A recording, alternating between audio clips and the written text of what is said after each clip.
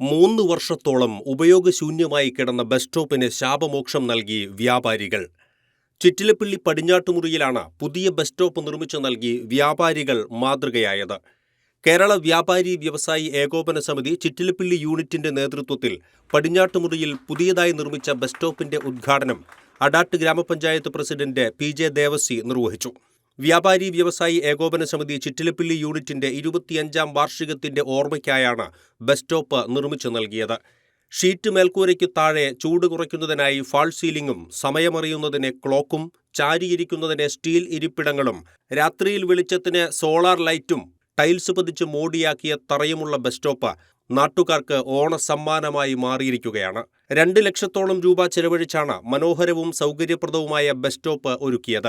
ഉദ്ഘാടന സമ്മേളനത്തിൽ KVVES Chittilappilly unit president TD Vincent അധ്യക്ഷത വഹിച്ചു. അടാട്ട് ഗ്രാമപഞ്ചായത്ത് പ്രസിഡന്റ് PJ ദേവസി ഉദ്ഘാടന പ്രസംഗം നടത്തി. KVVES സംസ്ഥാന വൈസ് പ്രസിഡന്റും തൃശൂർ ജില്ലാ പ്രസിഡന്റുമായ KV Abdul Hameed, Peramangalam police station SI Ashok എന്നിവർ വിശിഷ്ടാതിഥികളായിരുന്നു.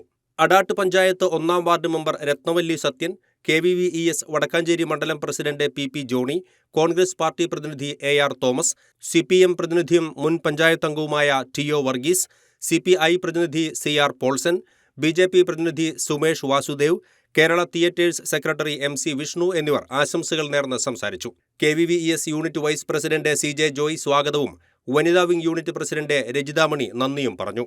ചിറ്റിലപ്പിള്ളിയിലെയും സമീപ പ്രദേശങ്ങളിലെയും വ്യാപാരി സുഹൃത്തുക്കളും നാട്ടുകാരും ജനപ്രതിനിധികളും ചടങ്ങിൽ പങ്കെടുത്തു.